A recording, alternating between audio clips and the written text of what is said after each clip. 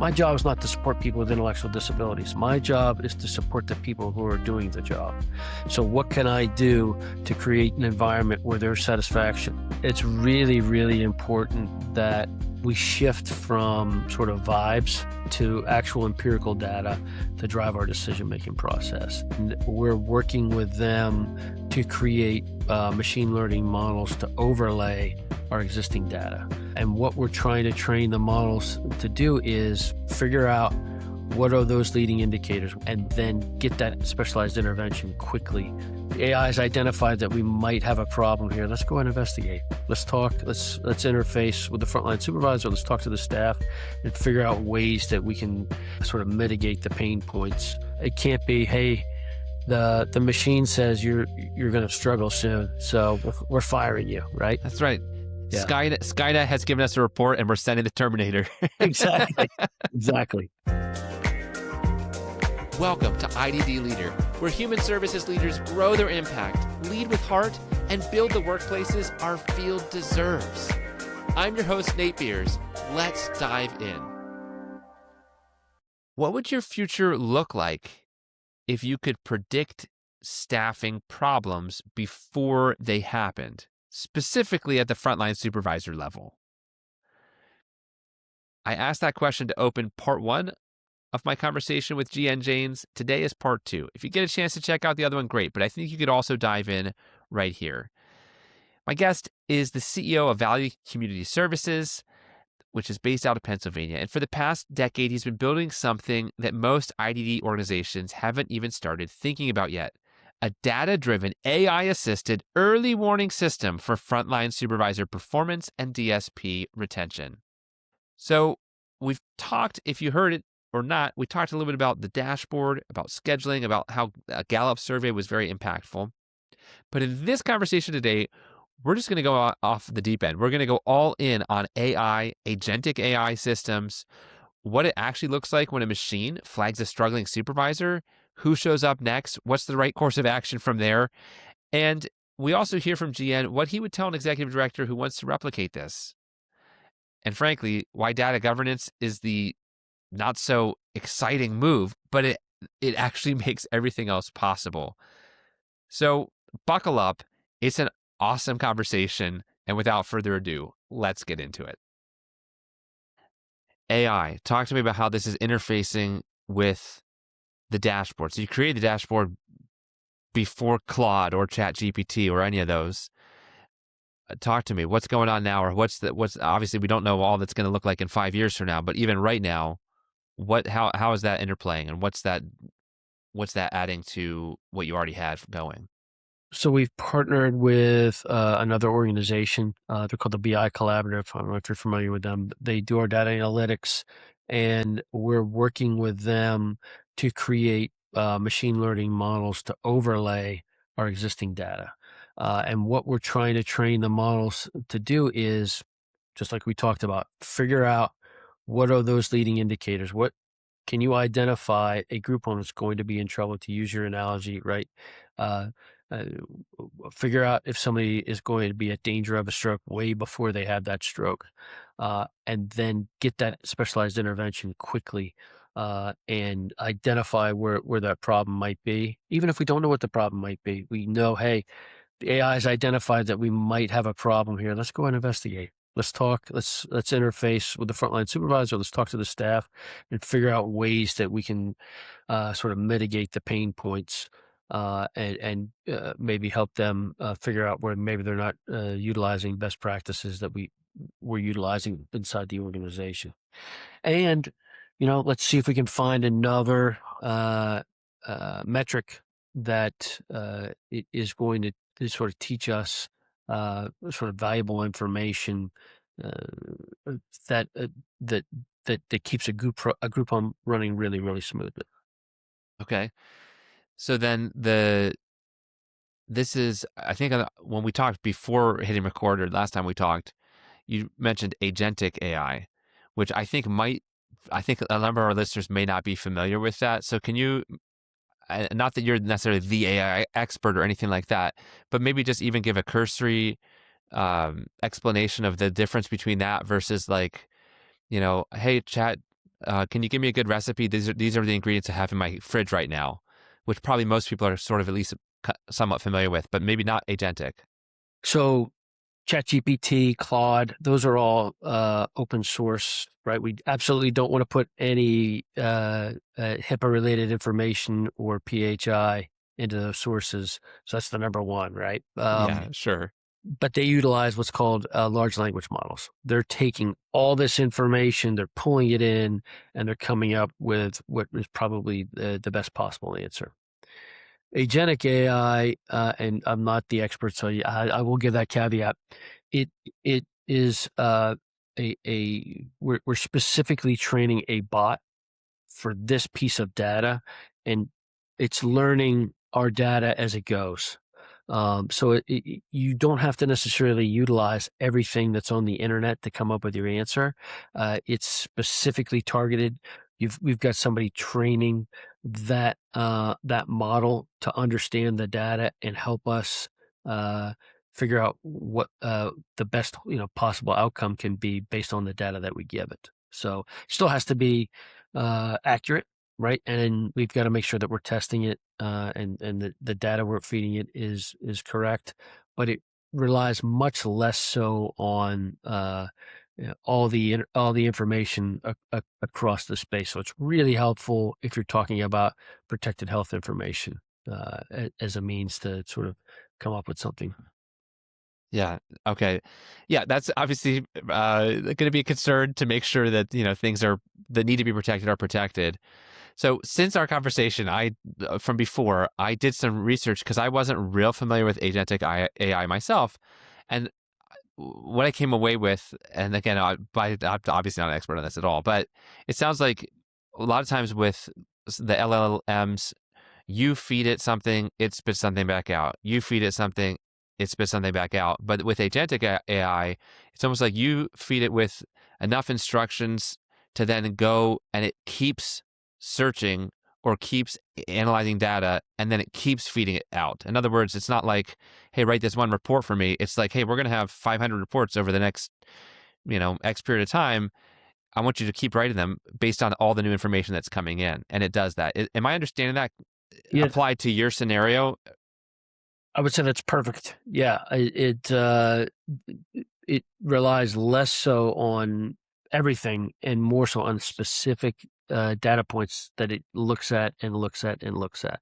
Yeah, you're going to constantly see the data come back, and it as it sort of looks at the data, it makes better and better decisions. Hopefully, as it gets more data available to it, and that's why we're trying to spit out as much as we possibly can, in as many ways that we can to sort of get the best possible model.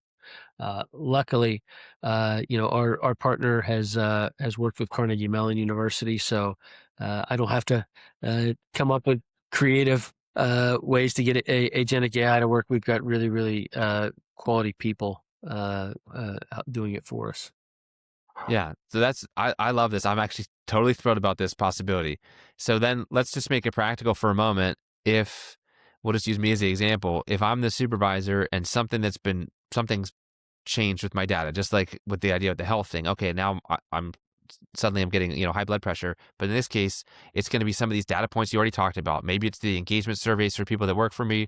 Maybe it's that the length of tenure got disproportionately shorter than it kind of should have in a 6-month time frame.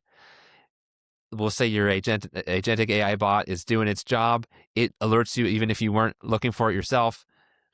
What does, and this kind of gets back to even your first question or the first response you shared about, then we look at the EMS, like, okay, we need to do something. What does that even look like then? So Yeah, if it's me, what would you guys do?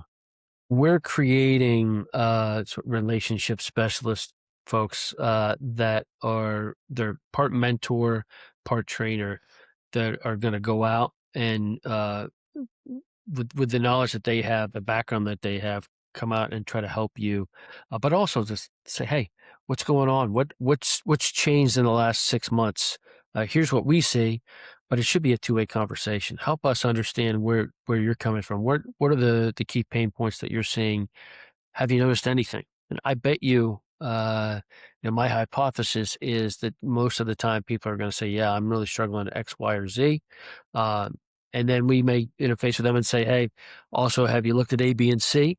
And that two-way conversation, I think, as long as it comes as a somebody that I'm here to help. I'm not here to judge you. I'm not here to criticize you.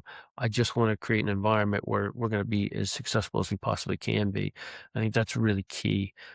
It can't be, hey, the machine says you're going to struggle soon, so we're firing you, right? That's right. Yeah, Skynet has given us a report, and we're sending the Terminator. exactly, exactly. Yeah. Okay. Do you have someone or someones that are doing functionally that right now, that are doing that relational coaching of supervisors piece? We have two. We need more. I think we're hopefully going to have an additional two or three over the next 6 months, and then we're going to really sort of roll it out in earnest. So hopefully it comes in line at the same time the predictive analytics does, but it doesn't necessarily have to, right? We can still utilize those dashboards, the information that we have already, to make a meaningful impact. But it's worth the effort. It's worth the investment in my mind. Okay. Now this is probably putting the cart in front of the horse, but I'm prone to just ask anything that comes to my mind. So we're gonna roll with it. The the tool that you guys are building, is is there thought or consideration of selling that later, or sharing that later, or connecting people to the same partners that you guys have? Like, is that sort of in the vision, or is it mostly just, so we're going to run the best organization we can? I think we'd be open to that. Yeah, I mean, we're like again, I think as AI sort of encroaches in our space, we've seen it. If anybody that runs a behavioral health organization, they're seeing it already, right? AI is really sort of taking over that space. They're using it for ambient note taking. They're using it for revenue cycle management. It's not really hit our space yet, but it's coming. And I think the more sort of people are exposed to it, the more creative ideas are going to come up. I think you're going to see uh, sort of an entire subset of IDD providers. This is how we use AI to sort of make the lives of the people we support better in a million different ways, and we'll all come together and sort of use those best practices as best we can. That's the nice thing about being in our space, right? We're pretty collaborative still. Oh, I would say so. And I actually, I've thought about that a lot, because I've been in spaces even within the broader nonprofit world where that was not the case. It was much more territorial. And I think, and I want your hot take on this. In my mind, a lot of it is that we never lack customers in the broader sense of it. We actually, the only market we're fighting with people over is staff. And that doesn't feel as personal as, like, kind of fighting over customers. Like, there's always wait lists. There's always people that want more services than what we can provide. So that's kind of my working theory. That's just, I don't know if I don't know if that's validated. I was curious, what's your take on that? About, I agree, it's more collaborative. I certainly hope it stays that way. I think we have to make sure that we keep an environment where in Pennsylvania, where I provide services, I liken it to a coral reef, right? It's just the system's set up in a way where smaller organizations can still thrive.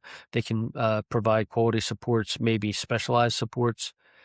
If you get into a space where you see repeated rate cuts, repeated pressures on Medicaid, you are going to see consolidation. And then when consolidation sort of hits critical mass, you may see the end of cooperation. I mean, if you look at physical health, 25 years ago, hospitals were very collaborative.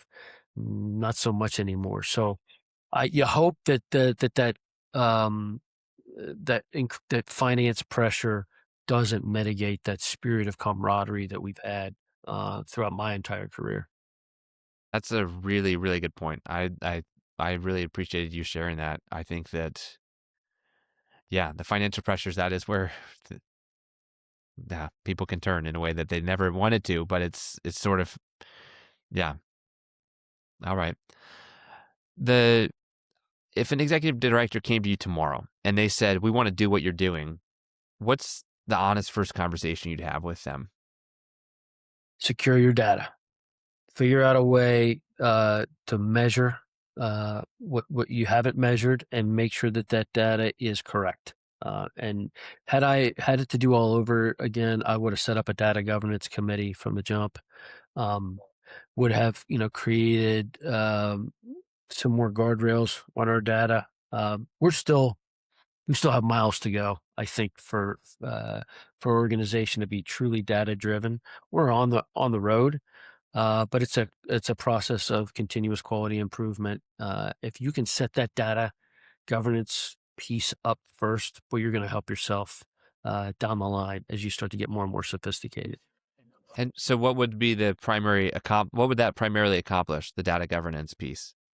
Uh, Identify key performance indicators, right? Figure out what you want to measure. Get buy-in up and down the chain of command. Make sure that everybody sort of understands the why, and make sure that your data is accurate. If you can get those things done, then it makes it a lot easier to sort of get buy-in. If you don't have accurate data, I mean, we did a pretty good job with that, but imagine if a frontline supervisor was looking at their data and they had a completely different number from what we had. Now that immediately creates a distrust, um, and people kind of lose the buy-in. So you've got to make sure that is that the data integrity is pretty sacrosanct in your strategy. Hmm. Okay. If they've if you look back, I guess, at the last, even just the last 5 years, what would you do anything differently now than what you were doing 5 years ago? Well, COVID, okay, it was COVID, but I mean, as the momentum for this dashboard has been growing, are there other things that people should be looking out for if they're trying to follow in similar-ish footsteps? Yeah, really, you have to look out for data siloing. Uh, People don't intentionally, in my experience, they don't intentionally hoard data. But if they don't know that that data is necessary for somebody else, uh, they don't share the data. And you have to really, I call it data democratization, right? You've got to make sure that every stakeholder that needs the data has access to the data. And that's not just retention dashboards. That's every sort of component of the data. Are your finance reports going to your operations directors and your frontline supervisors?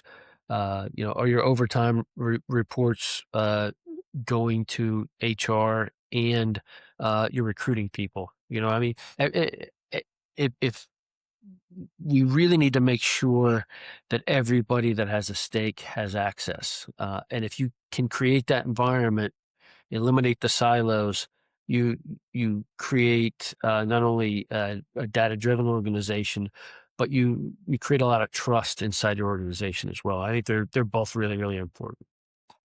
Okay, yeah, that makes sense. I was on a call, well, actually, it was a podcast episode where I was talking with someone that specializes in recruiting and they train recruiters. And one of their things that they do, they say, if when they start first working with an organization, that they'll do is make sure that the recruiters are finding out how those people turned out, the ones that came in, whether that's frontline staff or whether that's any kind of higher level leadership than that.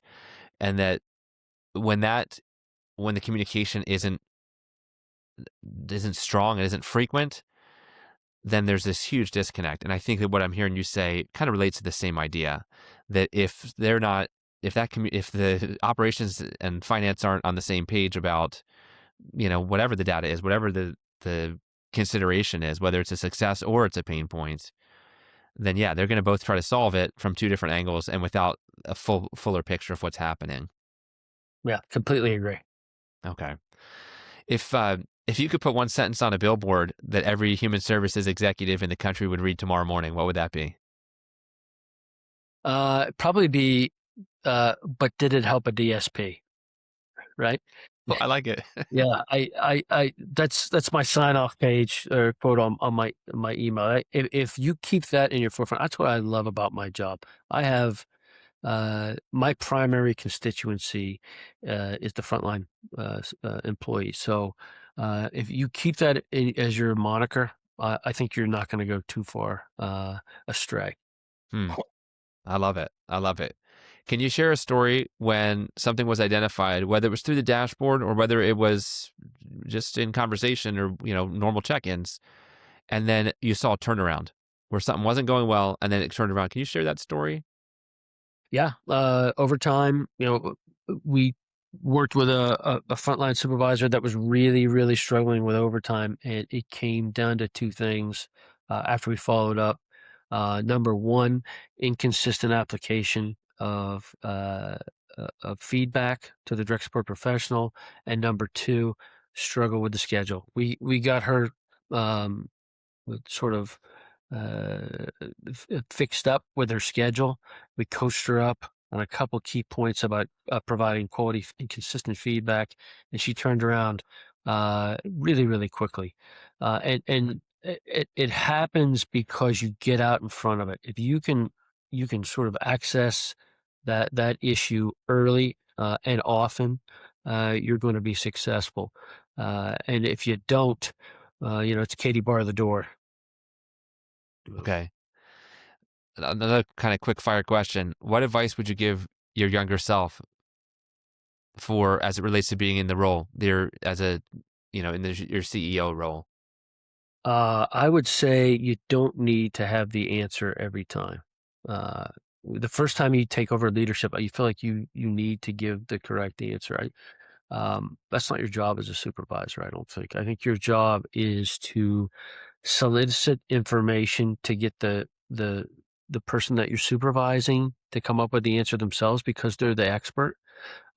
Really work on uh, having the confidence to ask why, and the confidence to ask follow-up questions and not necessarily come out and say, here's how you're going to do it, because you don't have all the answers. The person asking the question usually has more the information than you do. Huh.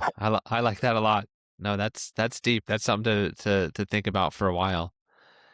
Um, if there was, I think we'll kind of wrap it up with this. If there was one thing that you could change for our field, besides just the rates, okay, I think everybody besides that, but you wish that every organization would be fully bought in on. I mean, I heard what you just said about the Billboard with the impact on DSPs, but what's one thing that you just wish that or are hoping that our field will continue to morph and grow into?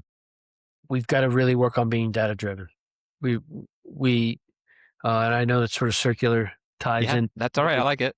It's really, really important that we shift from sort of vibes to actual empirical data to drive our decision-making process. Um, and, I don't, to your point, I don't see a scenario where we're going to all of a sudden, triple our reimbursement rates. So we're going to have to, and you see it in a lot of organizations. The founders tended to be family members or DSPs that got people out of institutions. They were super mission driven. They weren't necessarily imbued with a lot of business acumen. And unfortunately or fortunately, at this point, you really have to put your business cap on if you're going to create an environment where DSPs have the highest possible reimbursement rate, where turnover is low, and you're going to have uh, high satisfaction in the services that you put out. So we've really got to get better at using the data to drive our decision making processes. One follow up on that: how can an organization do that without losing the heart of what it means to operate? Right? Because at the end of the day, it's about people. So philosophically, what do you think that looks like to be very data driven, but also heart centered? I guess you could say. Yeah, I mean, uh, satisfaction surveys, is a great reason. One size does not fit all for the people that you're supporting. Are you accurately figuring out how happy the people that you're supporting are with the services that you're providing, right? That's a data point. And that's driven by a lot of the other data points that we just talked about, right? Low staff turnover, high long staff tenure. I've never met somebody that lives in a group home that said, I really love is the 25 people that have walked into my house in the last 6 months, right? They want consistency, and they want to know who's walking in their door on Tuesday. So if you can sort of use those data points to drive high quality services, then you're going to still maintain that heart, right?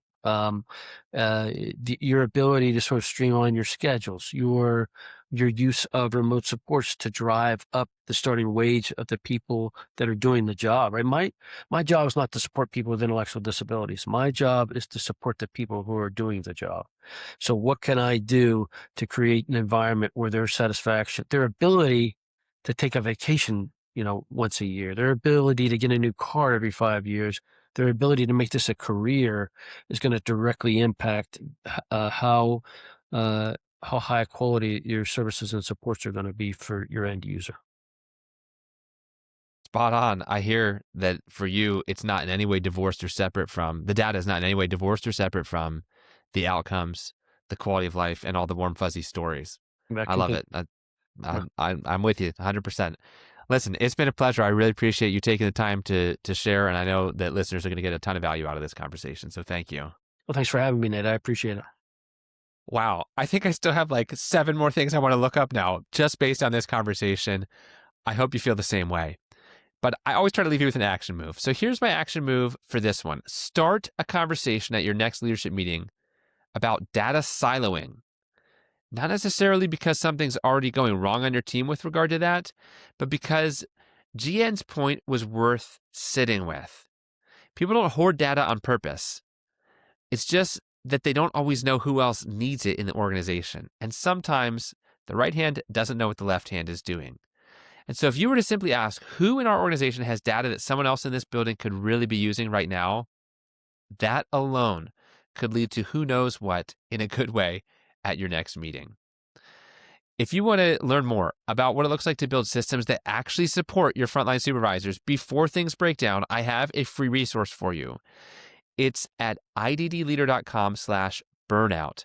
And it's the 7 warning signs that your supervisors are inadvertently burning out their staff. It's a dynamic I've seen over and over again. So I created a resource that goes into what those warning signs are and what you can do about it so that it's not just there's a problem warning light, but also how do we fix this thing before it gets worse? I have some very exciting guests. This will not be the only AI-related conversation that's coming up, but I will not say too much yet. I cannot wait to keep sharing these awesome conversations with you. But until next time, here's to you. Keep up the amazing work.